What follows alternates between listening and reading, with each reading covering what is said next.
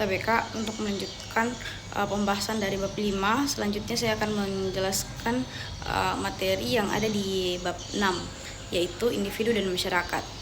Yang pertama itu saya akan membahas tentang hakikat individu itu sendiri. Apa itu individu? Individu adalah unit terkecil dan terpisah dari suatu kelompok sosial yang memiliki keunikan dan potensi diri. Nah, apa keunikannya? Setiap individu itu memiliki kombinasi sifat, bakat, pengalaman, dan kepribadian yang berbeda. Individu juga itu memiliki kemampuan mereka untuk berpikir, mengambil keputusan, dan bertindak secara independen, ataupun bisa juga disebut sebagai kemerdekaannya individu. Kemudian dia juga itu memiliki potensi untuk tumbuh, belajar, dan mengembangkan diri atau aktualisasi diri. Selanjutnya apa kebutuhan dari individu sendiri? Selain kebutuhan fisik, individu juga memiliki kebutuhan psikologis dan sosial, seperti dia itu membutuhkan rasa aman, rasa cinta, dan pengakuan. Selanjutnya hakikat masyarakat. Masyarakat adalah sekelompok individu dari individu itu sendiri yang hidup bersama, berinteraksi secara terus-menerus, dan terikat oleh nilai-nilai norma dan kebudayaan yang sama dalam jangka waktu yang lama.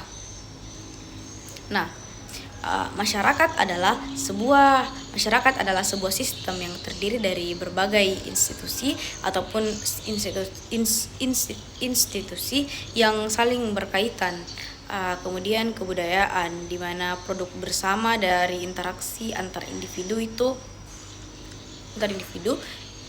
yang mencakup nilai, norma, bahasa, dan cara hidup. Kemudian mekanisme yang digunakan masyarakat untuk memastikan anggotanya bertindak sesuai dengan norma yang berlaku, seperti hukum dan sanksi sosial.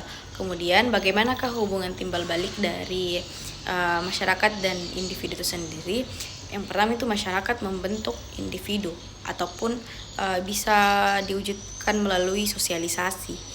Masyarakat itu lewat keluarga, sekolah, dan lingkungan adalah guru pertama kita, di mana dia itu mengajarkan kita nilai, aturan, norma, bahasa, dan caranya kita bersikap.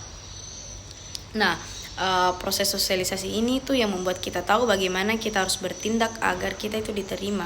Singkatnya masyarakat itu mencetak dasar dari kepribadian kita.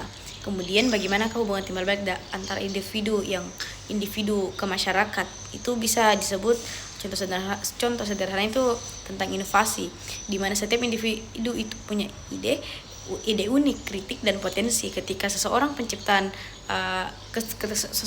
menciptakan penemuan baru, memimpin protes, ataupun memiliki gagasan yang kuat, dia akan bisa mengubah aturan ataupun struktur yang sudah ada di dalam masyarakat, di mana individu itu juga bisa dikatakan sebagai mesin penggerak yang mencegah masyarakat menjadi kaku dan memastikan adanya perkembangan. Secara kesimpulan, individu itu membutuhkan masyarakat sebagai wadah untuk memenuhi kebutuhannya, untuk memenuhi kebutuhan sosial, mendapatkan perlindungan, dan mengembangkan potensi melalui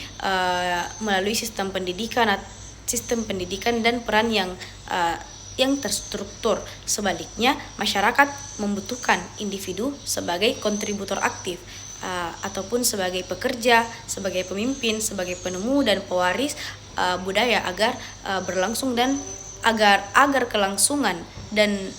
kelangsungan dan kemajuan kolektif itu dapat terus berjalan. Dengan kata lain, tidak ada individu tanpa masyarakat yang menyosialisasikannya, dan tidak ada masyarakat tanpa kontribusi dan dinamika dari individu anggotanya. Mungkin itu saja pembahasan saya dari bab 6 ini. Selanjutnya saya akan melanjutkan pembahasan ke bab 7 TBK.